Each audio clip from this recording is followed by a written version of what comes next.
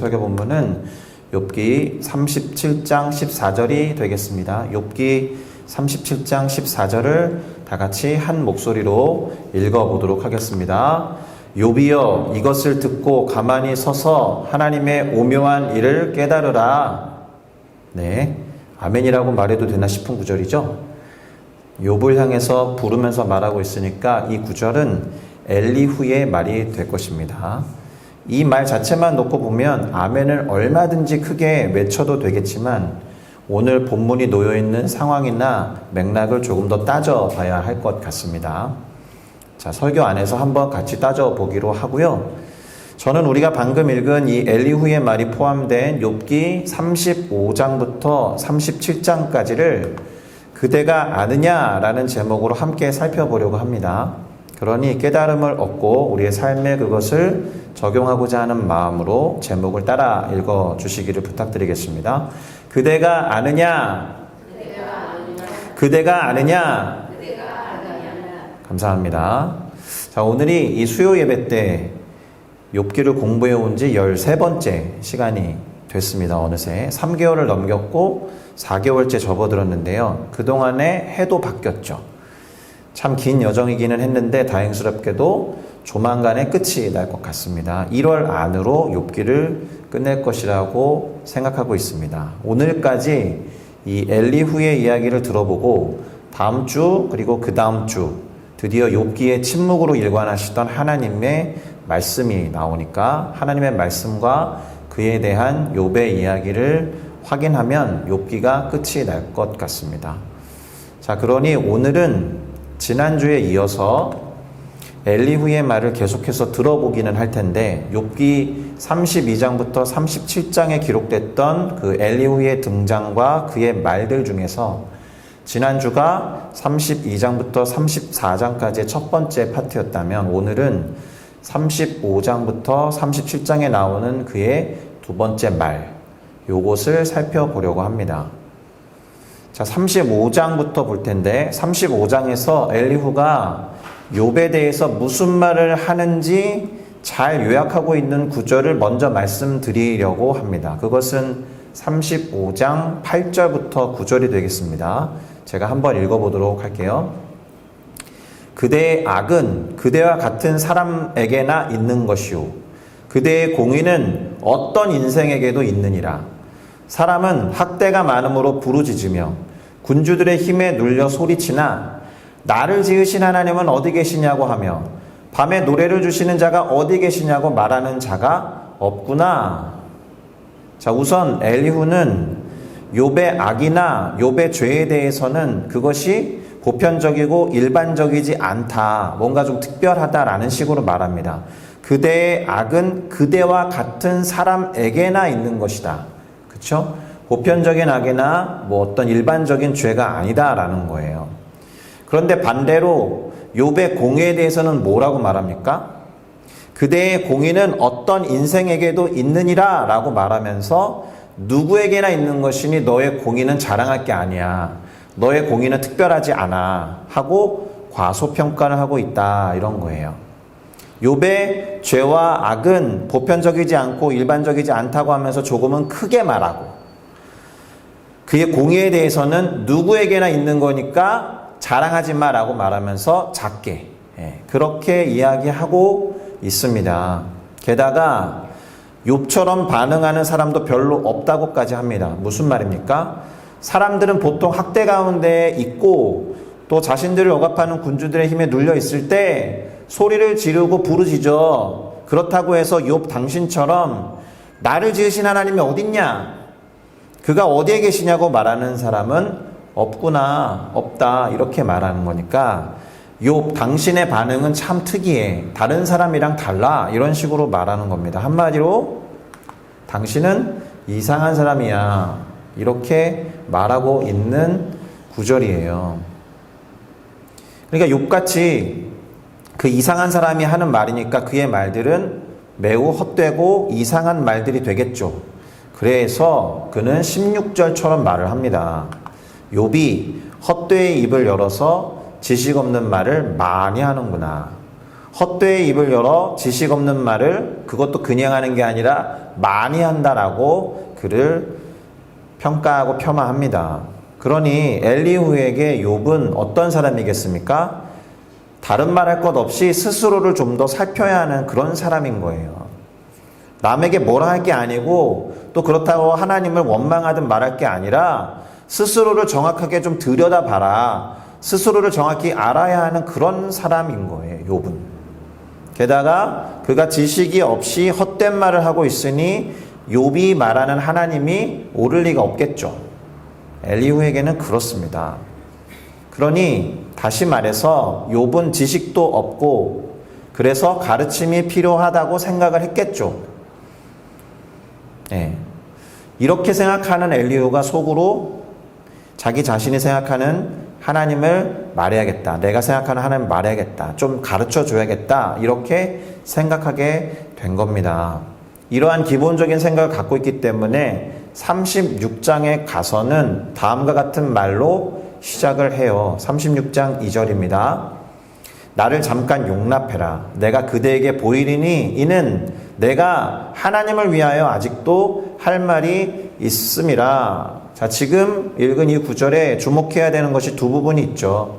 내가 그대에게 보이리니 이거 하고 내가 하나님을 위하여 라고 빨간색으로 표시해 놓은 그 구절에 주목하셔야 됩니다. 욥, 당신에게는 바른 지식이 필요해. 내가 말해주겠다. 내가 알려줄게. 그러니 나를 잠깐 용납해라. 내가 가르쳐줘도 될까? 내가 나이는 어린지만 좀 가르쳐줄게. 그러니 나를 좀 용납하고 이해해 달라. 이렇게 말을 하고 있는 거예요. 근데 그래야 해. 왜? 내가 하는 말은 하나님을 위해서 하는 말이니까.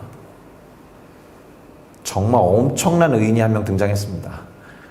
세상에 이렇게 놀라운 사람이 또 있을까? 좋게 보면은 자기 확신이 엄청난 사람인 것이고 사실은 상당히 교만한 사람입니다. 엘리후라는 사람은. 그래서 36장 2절이 이렇게 시작했기 때문에 나머지 36장 부분에는 엘리후가 알고 있는 하나님에 관한 지식이 나열되어 있습니다. 근데 그것들이 틀리지는 않지만 그것을 요약해보면 이렇게 될 수 있습니다. 하나님은 이런 분이야. 그러니까 당신은 이래야 해. 그것 이상 그것 이하도 아닌 말로 요약할 수 있습니다. 특별히 욥이 당신은 그래야 해 라고 하는 욥이 어떻게 하기를 바라는지 분명하게 말하려고 애를 써요, 이 사람이. 그래서 몇 가지만 살펴보도록 하겠습니다. 36장 18절에서는 뭐라고 하느냐? 그대는 분노하지 않도록 조심해라. 많은 뇌물이 그대를 그릇된 길로 가게 할까 조심해라. 조심하라라는 말을 해요. 어떻게 생각하십니까? 지금 이 말이 극심한 고난을 겪고 있는 사람에게 할 수 있는 말인가? 심지어 많은 뇌물이 그대를 그릇된 길로 가게 할까 조심해라. 자, 욥이 뇌물을 받은 적이 있습니까? 누군가에게 뇌물을 주었을까요? 그럼 지금 욥이 당하고 있는 고난은 누군가에게 뇌물을 줬거나 누군가로부터 뇌물을 받아서 얻게 된 고난입니까?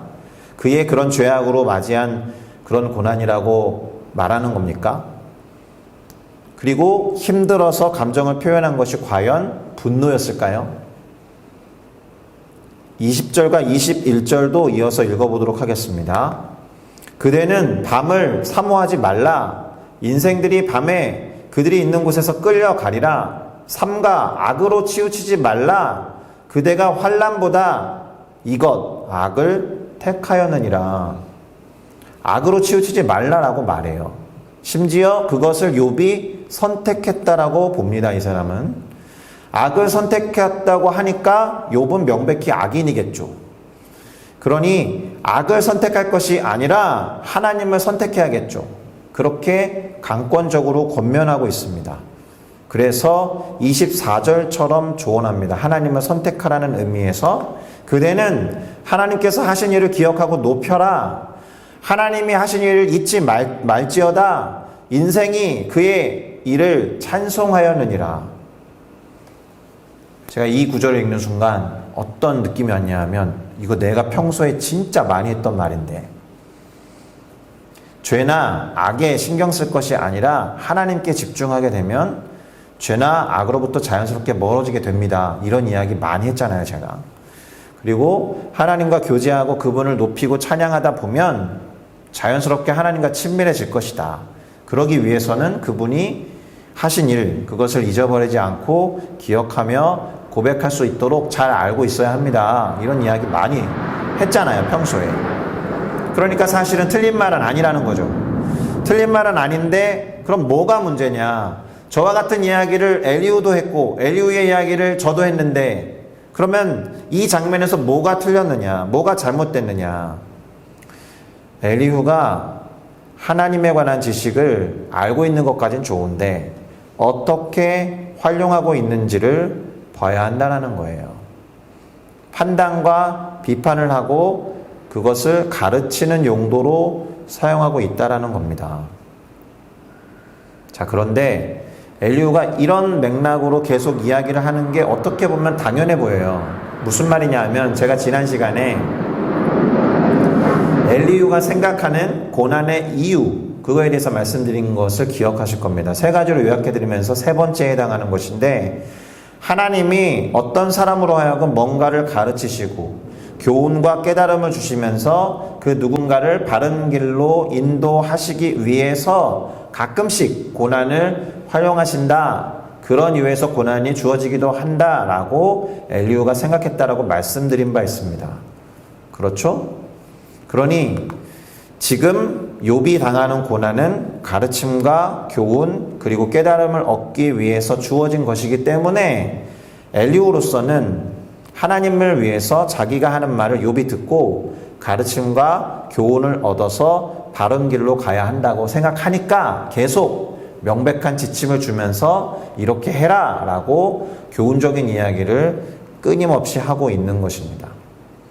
그러니 엘리후의 말은 교훈, 가르침을 주는 톤, 가르침을 주는 뉘앙스인 거예요. 상담으로 치면 일종의 지시적인 상담을 하고 있는 겁니다. 무슨 말이냐 하면 상담자가 뭔가를 지시하는 것보다는 내담자의 이야기를 듣고 무조건적으로 수용해주면서 공감을 표현해주고 들어주고 받아줌으로써 내담자 스스로가 뭔가 해결책을 내도록 돕는 게 비지시적 상담이에요. 내담자 중심의 상담이라고 말하거든요. 그러는 반면에 분명하고 명확한 방향성을 제시하면서 그것을 연습하고 따르도록 교육적인 측면에 중점을 두는 것이 지시적 상담이에요. 엘리후는 후자의 입장을 취하고 있다라고 보시면 됩니다. 물론 여담입니다. 제가 상담을 전공했기 때문에 지시적 상담보다는 비지시적 상담이 옳습니다. 뭐 이런 이야기를 하고 있는 게 아닙니다. 때에 따라서 상황에 따라서 상담자가 내담자에게 지시적인 상담이 필요하면 뭔가 명확한 지침을 줘서 그것을 하도록 유도하기도 하고 또는 그 사람의 이야기를 끊임없이 들어주면서 스스로 뭔가를 결정해서 하도록 격려해주는 측면이 다 있기 때문에 지금 상담에 대한 이야기를 하는 것은 아니지만 엘리후는 어쨌든 대단히 지시적이고 명시적으로 뭔가를 하도록 욥을 부추기고 심지어 내몰고 있다, 몰아세우고 있다 이런 겁니다. 어쨌든 상담법으로 치자면 엘리후는 지시적인 상담 같은 것을 하고 있기 때문에 계속 욥으로 하여금 어떻게 하기를 바라며 말을 이어가고 있습니다. 37장에서도 계속 이어지는 측면이에요. 37장 2절에서 5절을 한번 읽어보도록 하겠습니다. 하나님의 음성 곧 그의 입에서 나오는 소리를 똑똑히 들으라. 그 소리를 천하에 펼치시며 번갯불을 땅끝까지 이르게 하시고 그 후에 음성을 반하시며 그의 위엄찬 소리로 천둥을 치시며 그 음성이 들릴 때에 번개를 멈추게 아니하시느니라. 하나님은 놀라운 음성을 내시며 우리가 헤아릴 수 없는 큰 일을 행하시느니라. 자, 이 구절에서 엘리후가 욥에게 요구하고 있는 것이 뭐예요? 하나님의 음성을 똑똑히 들으라는 겁니다. 그냥도 아니고 똑똑히의 방점이 있어요. 그 소리가 얼마나 충만합니까? 막 번개 소리 이야기하고 천둥 소리 이야기하면서 끊임없이 들리는 하나님의 음성인데 너가 들을 거라면 똑바로 들어라. 전제가 뭘까요? 지금 욥은 제대로 못 듣고 있다. 너는 하나님이 침묵한다라고 말하지만 사실은 하나님은 이미 말씀하고 계신 거야. 저렇게 크게 네가 못 들을 뿐이야. 너가 당하고 있는 고난도 어쩌면 하나님이 말씀하시는 메시지 중에 하나일 수 있어. 가르침과 교훈을 주시는 거니까 똑바로 들어라. 똑똑히 들어라. 그러니 침묵하신다라고 원망하거나 분노하지 말고 들어라 좀. 들어라 제발. 똑바로 똑똑히 이렇게 얘기하고 있는 거예요. 그리고 14절에서 욥아 이것을 듣고 가만히 서서 하나님의 오묘한 일을 깨달으라. 듣고 가만히 서서 하나님의 오묘한 일을 좀 깨달아라. 방점은 가만히 서서에 있는 거예요. 왜죠? 욥이 보이는 행동이 마음에 안 드니까. 하나님을 원망하듯이 늑달같이 달려들어서 뭐라고 하는 게 마음에 들지 않으니까 듣고 가만히 서서 하나님을 좀 깨달아라. 그러면서 반복하면서 욥에게 묻는 게 있습니다. 그게 오늘 설교 제목이에요. 그대가 아느냐? 욥, 너 그거 알아? 이거 계속 물어요. 15절부터 17절을 읽어드리겠습니다. 하나님이 이런 것들에게 명령하셔서 그 구름의 번개로 번쩍거리게 하시는 것을 욥, 너 알아? 그대는 겹겹이 쌓인 구름과 완전한 지식의 경이로움을 너 알아? 땅이 고요할 때의 남풍으로 말미암아 그대의 의복이 따뜻한 까닭을 욥, 그대는 알아? 무슨 말입니까? 번개나 겹겹이 쌓인 구름이나 남풍이 불어오는 것을 통해서도 하나님의 말씀하심을 알아야 되는데 너 그거 알아? 모르잖아. 이렇게 말하고 있는 거예요. 알면 설명 좀 해봐. 이 다음에 난 모르겠는데 이런 식으로 말을 하거든요. 네가 말하는 거 모르겠으니까 설명 좀 해봐. 하나님이 말씀하시지 않는 게 아니야. 네가 모르는 거지. 하나님이 어디에 있느냐고 묻지 마. 어디에나 계시고 이렇게 저렇게 일하고 계셔. 너만 모를 뿐이야. 그러니 엘리후라는 사람에게 욥은 어떤 사람이겠습니까? 제가 세 가지로 요약을 좀 해봤는데 유난스러운 사람이에요. 뭔가 특이하고 독특한 사람인 거예요. 억압받고 힘들어하면서 부르짖는 사람이 많아. 그렇다고 그들 모두가 하나님을 원망하거나 하나님께 분노하지는 않아. 너만 그래. 유난이죠. 심지어 그의 공의도 아까 특별한 게 아니라고 깎아내렸잖아요. 그런 사람들 많아. 근데 너의 악은 그렇지 않아. 너의 악처럼 행하는 사람들만 그래. 너가 딱 그런 사람이야. 이렇게 말하고 있어요. 두 번째로는 너 하나님을 제대로 몰라. 그러니까 가르쳐줘야 하는 거죠. 고난도 그래서 주어진 거니까 이 고난의 의미를 깨닫고 하나님이 뭐라고 하시는지 좀 들어봐. 몰라? 내가 말해줄게. 이렇게 계속 이야기해온 겁니다. 마지막으로 모르면 모른다라고 하면 좋겠는데 욥은 스스로 지혜롭다고 하는 사람이다라고 말해요. 그런데 이 엘리후에 따르면 그런 사람은 하나님이 무시하시거든요. 스스로 지혜 있다 하는 사람 하나님 무시하신다라고 말했어요. 37장 23절부터 24절을 읽어드리겠습니다. 전능자를 우리가 찾을 수 없나니 그는 권능이 지극히 크셔서 정의나 무한한 공의를 굽히지 아니하심이니라. 그러므로 사람들은 그를 경외하고 그는 스스로 지혜롭다 하는 모든 자를 무시하느니라.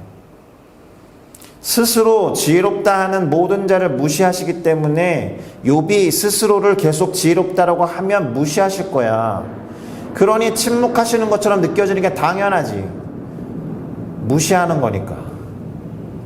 자, 여기까지가 엘리후의 이야기예요.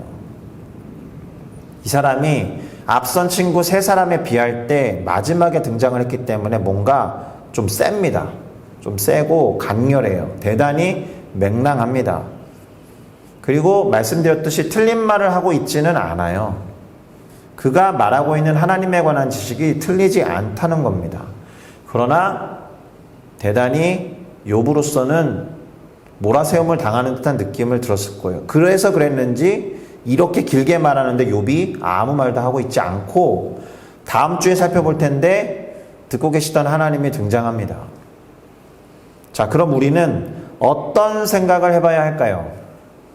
설교를 마무리하면서 이 질문에 답해 보도록 하겠습니다. 우선 우리는 지식이 있는 것과, 그러니까 지식을 갖고 있는 것과 그것을 사용하는 것에 대해서 구분할 필요가 있어요. 누군가 지식이 출중해도 가르치기를 잘하는 사람이 있는 반면에 그렇지 못한 사람이 있잖아요.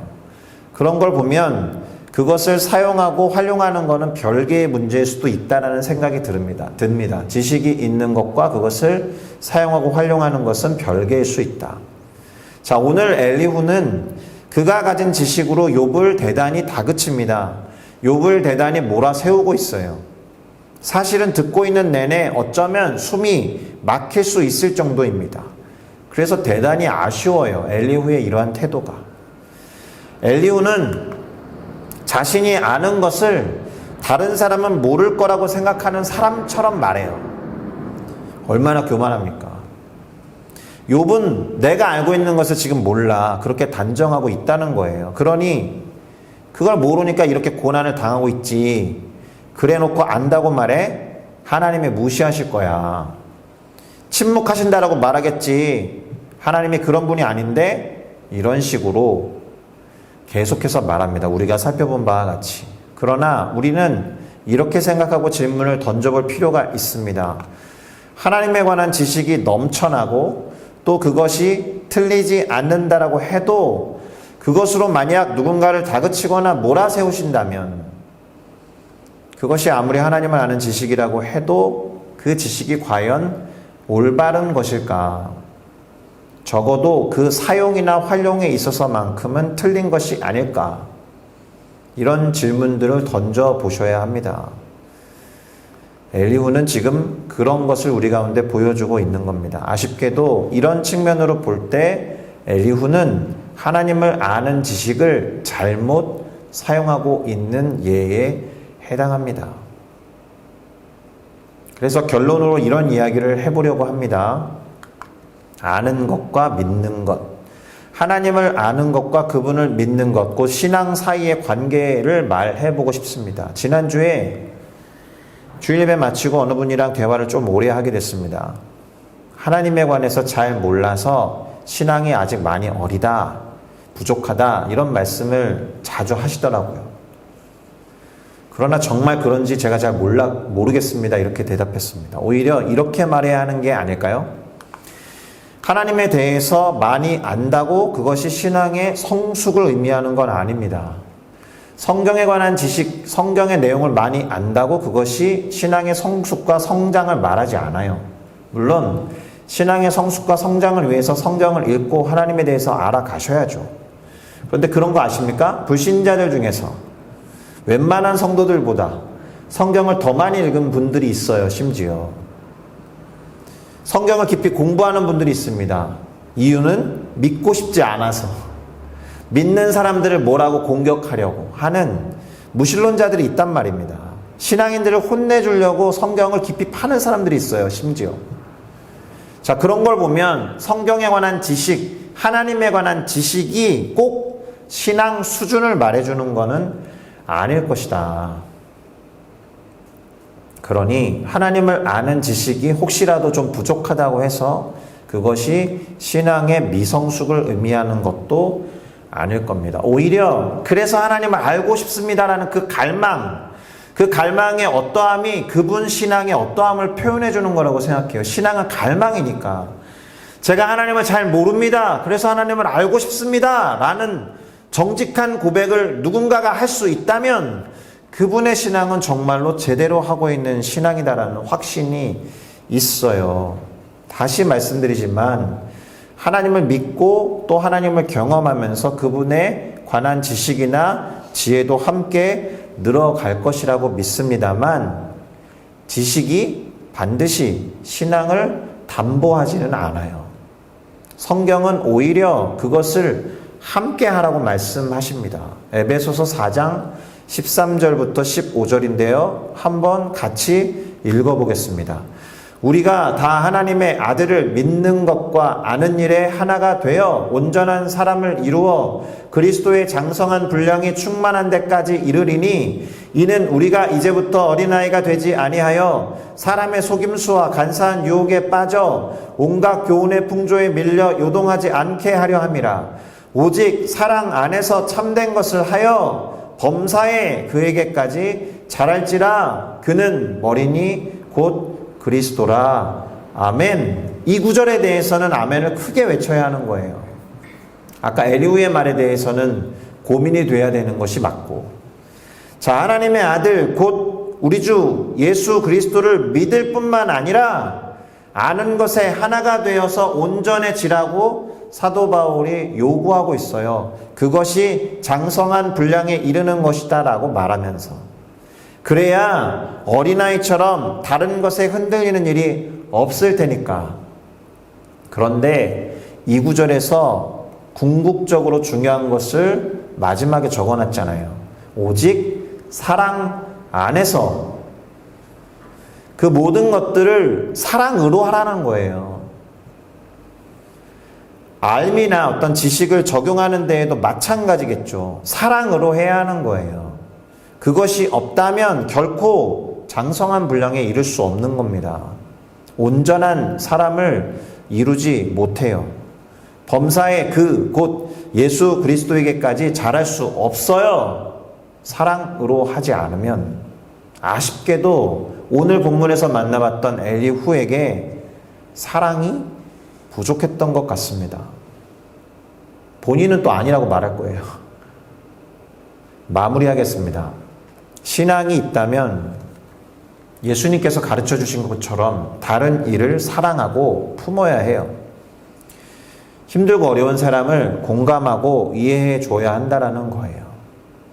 그 사람의 부족함과 어떠함을 지적하고 판단하는 것은 하나님과 그분의 성령이 하실 몫입니다.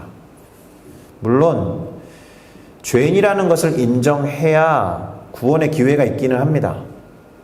그러기 위해서 우리는 누군가를 당신 죄인입니다라는 것을 직면시키려고 많은 노력을 할 때가 제법 있죠.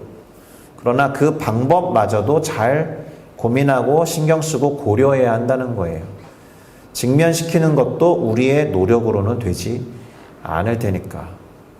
사랑이 필요한 거예요.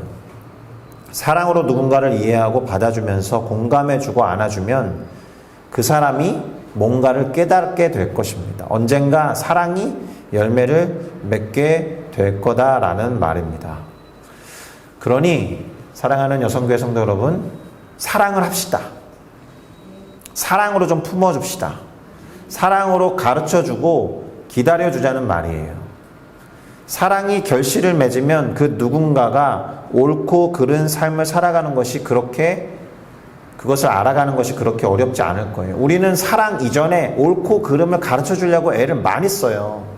그거 틀린 거잖아. 그러나 사랑의 열매를 맺으면 옳고 그름, 좋고 안 좋고의 기준이 아주 명확해집니다. 사랑에 대한 기대를 가져야 됩니다. 오늘도 열심히 사랑하면서 사는 삶, 사랑하면서 살아가는 존재가 사람인 거예요. 우리말이 참으로 독특한 것이 삶, 사람, 사랑, 이게 동일한 출처를 갖고 있다라고 하지 않습니까?